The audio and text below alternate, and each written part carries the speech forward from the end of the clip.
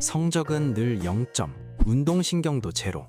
우리 곁에 있는 가장 소심한 이 소년에게 무소불위의 권력을 쥐어주면 어떻게 될까요? 아마 대다수는 그래도 진구는 약하니까 좋게 쓰겠지라고 생각할 겁니다. 하지만 틀렸습니다. 진구는 그 어떤 악당보다 빠르고 정교하게 친구들을 노예로 만들었거든요. 사건의 발단은 늘 그렇듯 사소했습니다. 진구는 선생님께 야단을 맞아 공부가 없는 세상에서 살고 싶다고 하소연합니다. 이후 거대한 지하 동굴을 발견하고 자신의 0점짜리 시험지를 숨긴 뒤 친구들과 함께 작은 마을을 만들었죠. 아이들의 비밀 아지트, 어른도 학교도 없는 참 평화로운 풍경이죠. 하지만 이 낙원에 균열이 생기는 건 한순간이었습니다. 폭력의 아이콘 퉁퉁이가 힘으로 진구의 집을 빼앗아버린 거죠. 억울함에 눈물 짓던 진구는 도라에몽에게 경찰 로봇과 서장 배지를 빌립니다. 그리고 퉁퉁이를 한순간에 제압해버리죠. 처음 명분은 너무나 정의로웠습니다. 퉁퉁이의 괴롭힘을 막겠다. 하지만 권력은 사람을 바꿉니다. 아니, 어쩌면 숨겨진 본성을 깨우는 걸지도 모르죠.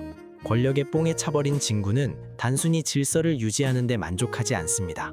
그는 곧바로 대통령 출마를 선언하며 점차 황당한 규칙들을 만들어내기 시작하죠.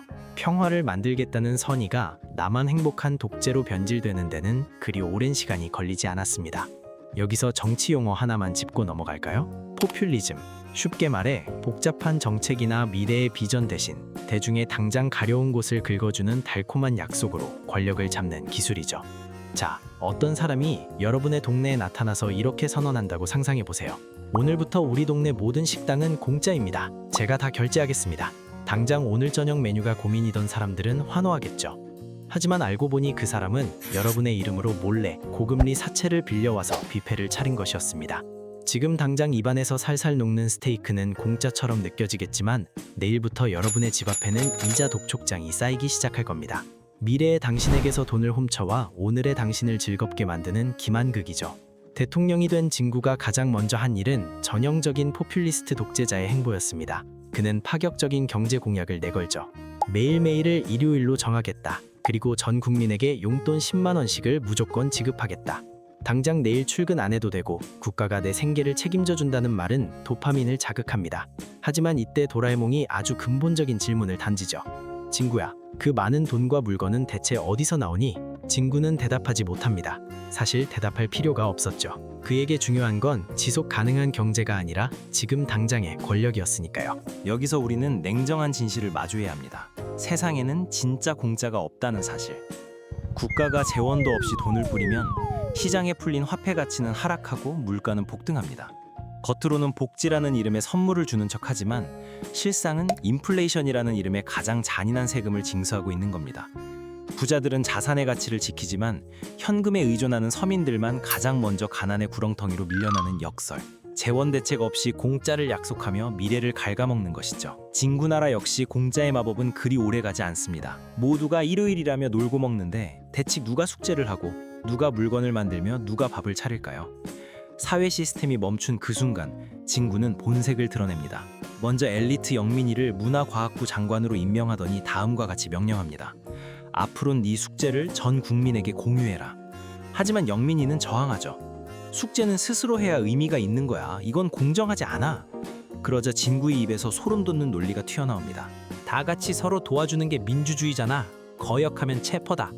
진구에게 민주주의는 더 이상 토론과 합의의 과정이 아닙니다.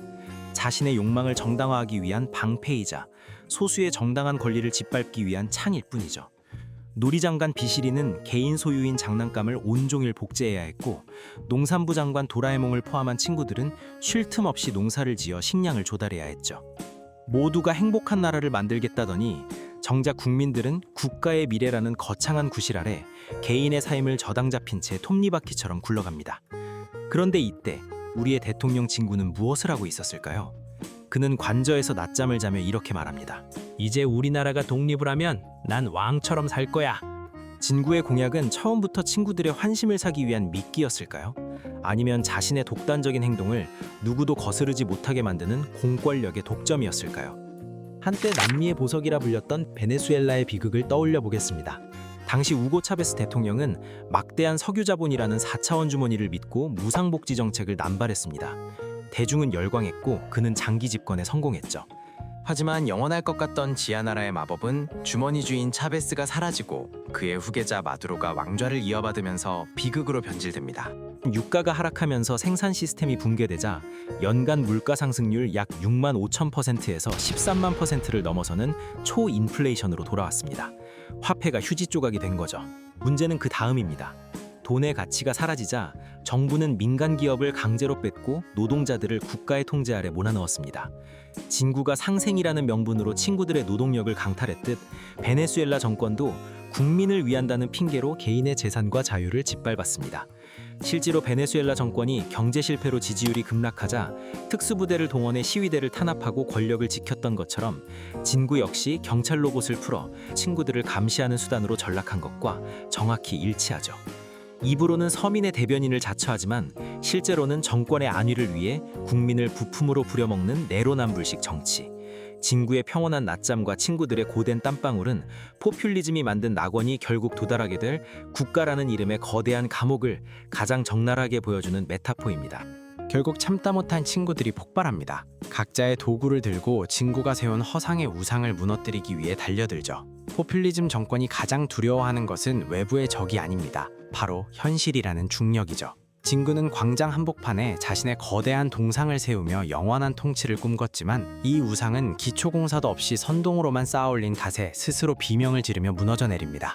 동상이 무너지기 전 구덩이 속에서 발견된 건 진구가 그토록 숨기고 싶어 했던 0점짜리 무능이 적힌 단 한 장의 시험지였죠. 권력의 상징이었던 배지는 더 이상 아무런 빛을 내지 못하고 내가 대통령이다라는 진구의 외침은 공허한 소음이 됩니다.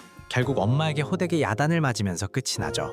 만화 속 진구는 엄마에게 혼나는 것으로 끝났습니다. 하지만 우리 현실에서의 포퓰리즘은 훨씬 잔혹한 청구서를 내밉니다. 대한민국은 이미 국가부채 1,400조 원을 넘어섰고 사상 초유의 국방비 미지급 사태까지 벌어졌습니다. 나라를 지킬 예산조차 말라가는데 정치인들은 여전히 기본과 무상을 외치며 미래 세대의 고열을 짜내려 합니다. 과연 우리의 세금은 도대체 어디로 갔을까요?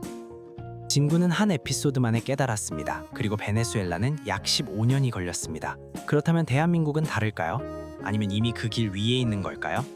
댓글로 여러분의 솔직한 생각 알려주세요.